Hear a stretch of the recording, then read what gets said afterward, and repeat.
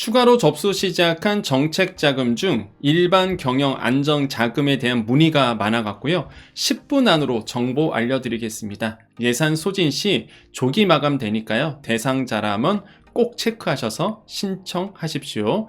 정보가 곧 돈입니다. 돈이 되는 정보, 여의도 정보맨 지금 바로 시작합니다. 자, 먼저 여러분의 시간을 아껴 드리겠습니다. 자, 대리대출이거든요. 그것도 일반 경영 안정자금입니다.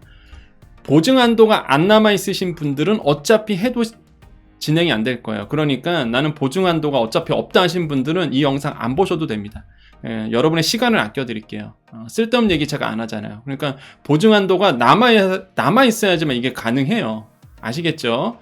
자, 그럼 이제 바로 공문 들어가 볼게요. 자, 접수 기간 나오죠? 12월 6일부터 11시부터 13일까지. 그래서 이렇게 이제 나오고요. 예산 소진 시 이제 조기 마감입니다. 자, 접수 자금은요, 일반 자금 이렇게 되어 있습니다. 업력 무관 소상공인이에요. 이게 일반 자금이기 때문에 그렇습니다. 보통은 이제는 정책 자금마다 목표가 있는데 요거는 진짜 일반이에요. 업력 무관 소상공인. 그래서 한때 인기가 굉장히 많았던 자금입니다. 금리도 낮아요. 기준금리 3.12% 플러스 0.6%포인트도 가산합니다. 그러면 3.72%예요. 그죠? 3.72% 금리 이렇게 되고요. 한도가 7천만 원이고 5년에 2년 거치입니다. 그래서 한때 정말 인기가 많았던 자금입니다. 지원 내용은요. 지원 대상은 사실 소상공인이면 누구나 되거든요. 대출 한도도 7천만 원이다 보니까 굉장히 높아요. 그 다음에 담보 구분 이렇게 나옵니다. 자, 요것 때문에 이제는 딱 막히는 거죠. 왜 그러냐면, 자, 일반 자금이고 대리대출입니다. 그러면 담보가 필요해요. 그러면 담보는요, 일단 신용보증서가 있죠. 보증서 아니면은 여러분의 신용담보 아니면 여러분의 부동산 담보를 하는데, 코로나19를 거치면서 신용과 부동산 담보는 많이 사라졌습니다.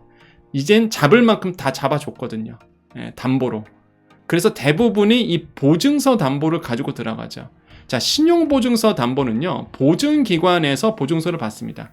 우리나라의 보증서는요, 지역신용보증재단, 신용보증기금, 기술보증기금, 자, 이런 데에서 보증서를 받죠. 제가 왜 이렇게 디테일하게 설명드리냐, 내년도에 어차피 여러분 또 정책자금 나오잖아요. 알고 있어야 돼요.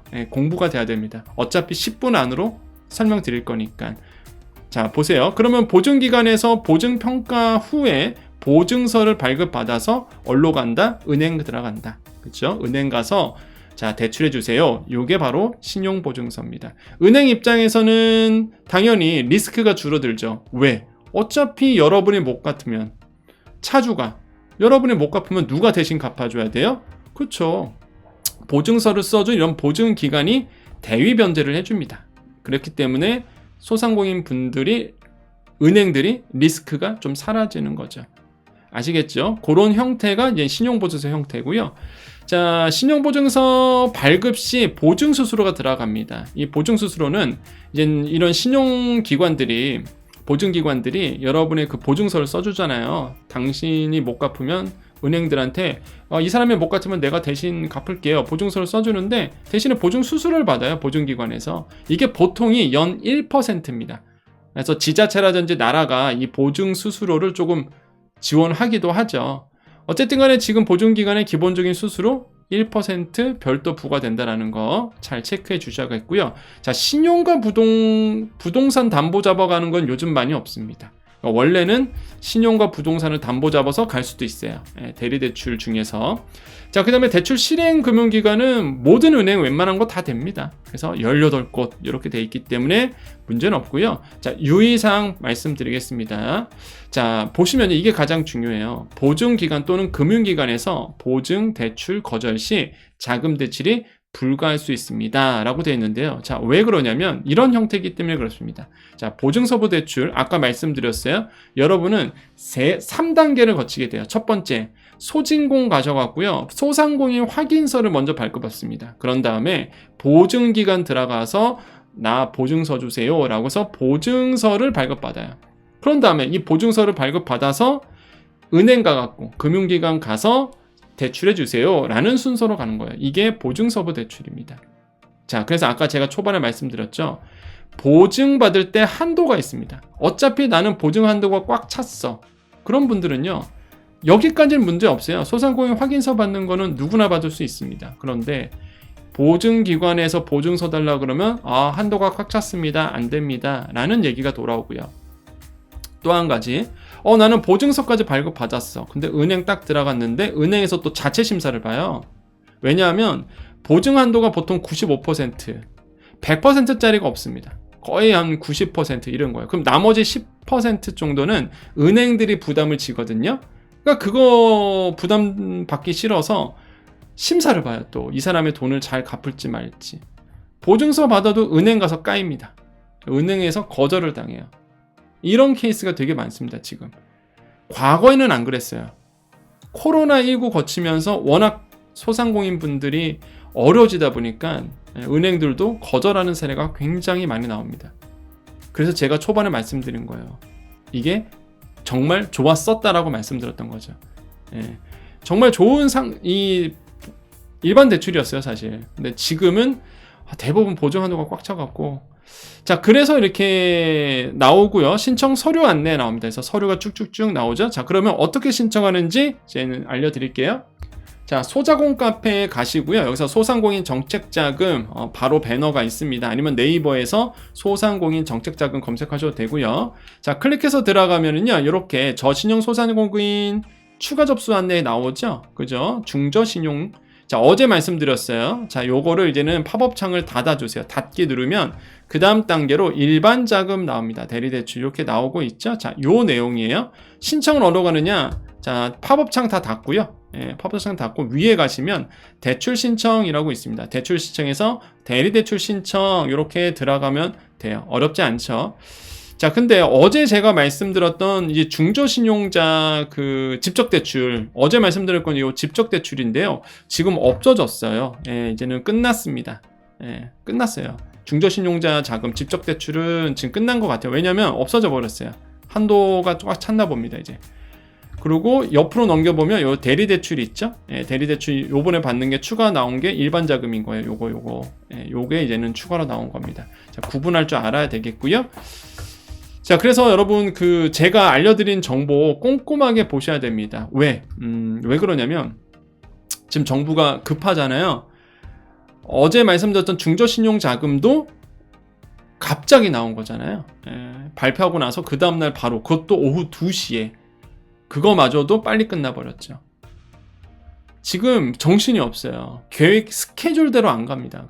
그냥 바로바로 막 나오거든요. 혼란스럽습니다. 그렇기 때문에 더더욱 중심을 우리가 잡아가야 돼요.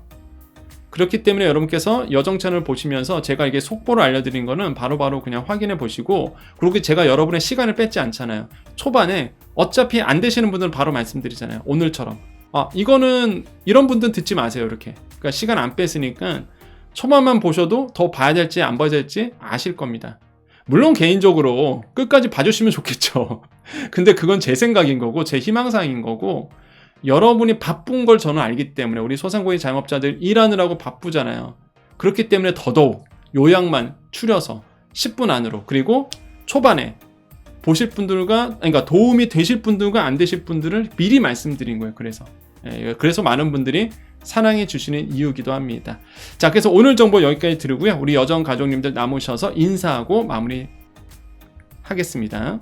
자, 방금 제가 이제 라디오를 하고 왔습니다. 그래서 아시겠지만 토요일 날 우리 정관용 시사본부장님과 교수님과 같이 이렇게 라디오를 하고 있죠. 그래서 권역주민 일타경제 이렇게 하고 있는데, 오늘 내용은 이제 계엄 사태로 인한 이제 경제적 여파였는데요.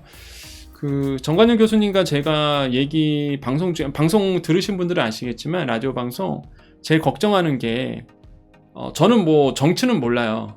그래서 경제 관점에서 본다는 게 내년도 예산안입니다. 제가 지금 제일 걱정하는 게. 왜 그러냐면 소상공인 자영업자분들 내년도 지원금이 나와야 되는데 그것도 많지도 않고, 근데 예산안이 지금 아시겠지만 계엄 사태 때문에 국회와 정부와 뭔가 이게 진행이 안 되고 있어요. 예산안 확정이 좀 돼줘야 되는 부분이 있는데 이게 논의가 지금 너무 안 되고 있어서, 이러다 버리면은 내년도 모든 스케줄이 다 꼬이거든요. 그래서 일할 거는 일을 해야 된다고 봅니다. 그래서 그런 얘기를 좀 오늘 나눴었죠. 제가 왜 말씀드린지 아시겠죠? 소상공인 자영업자 중심으로 봐야 됩니다. 이런 관점에서 보시는 분이 없잖아요. 저는 뭐 정치는 모르겠습니다. 그런데 제가 여러분 입장에서 계속 경제를 분석하고 상황을 본다 그러면 예산안이 통과가 안 되면, 예산안이 지금 이렇게 딜레이 되면은 가장 또 큰 피해를 받는 분들이 취약계층, 그 다음에 소상공인 자영업자. 왜? 내년도 또 예산의 또 핵심은 5조 9천억이 넘어가거든요. 소상공인 관련된 예산이 빨리 진행이 돼야 돼요. 지금 어려운 분들 있다 보니까 뭐 정부가 지금 내년도 제가 얼마 전에 말씀드렸잖아요. 이렇게 금융 지원하겠다. 아니 뭐 예산이 편성이 돼야 진행이 되죠. 그래서 일단은 빨리 이런 예산안이 통과가 됐으면 좋겠다. 그래서 이 계엄 사태가 정말로 참 안타깝다라고 말씀을 드립니다. 자, 그래서 그런 생각을 해봅니다. 우리 여정 가족님만 남아 계셨죠? 편하게 말씀드릴게요. 제가 더 중심을 잡아야 되겠다 라는 생각을 많이 합니다. 여러분 위해서 좋은 정보, 여러분이 정말 도움되는 정보를 이제 드리려고 더더욱 노력해야 되겠다, 이런 생각을 하고요. 그 다음에 중심 잡아가면서 정말 여러분이 언제든지 와서 편안하게 정보를 보고 도움을 받을 수 있도록 더욱더 노력해야 되겠다는 생각을 많이 하게 됩니다. 저부터가 더 열심히 스터디하고 더 열심히 자료조사해서 정말로 여러분의 좀 미간에 주름이 하나 펴지고 웃는 날이 올 수 있도록 제가 더욱더 노력하도록 하겠습니다. 여러분, 분명히 좋은 날은 일어나고요. 좋은 일은 분명히 일어날 겁니다. 여러분의 생활에 묵묵하게 최선을 다하시는 우리 여정 가족님들, 늘 여러분을 응원하고요. 여러분의 삶에, 또한 여러분의 가족과 모든 일에 정말 좋은 일만 가득하시기를 또 이렇게 기원해 드립니다. 항상 좋은 얘기 들으시고요. 항상 긍정적인 얘기 들으시고 잘 된다 이런 생각을 계속 가지셨으면 좋겠어요. 우리는 분명히 해낼 수 있고요. 우리는 분명히 이겨낼 수 있고요. 우리는 분명히 좋은 일이 일어납니다. 아시겠죠? 항상 희망을 가지고 앞으로 나아갑시다. 자, 인사드리겠습니다. 오늘도 내일도 우리에게요 좋은 일이 일어납니다. 오늘도 내일도 우리에게요 좋은 일이 일어납니다. 오늘도 내일도 우리에게 좋은 일이 일어납니다. 여기까지 여의도 정보맨 여정이었습니다. 감사합니다.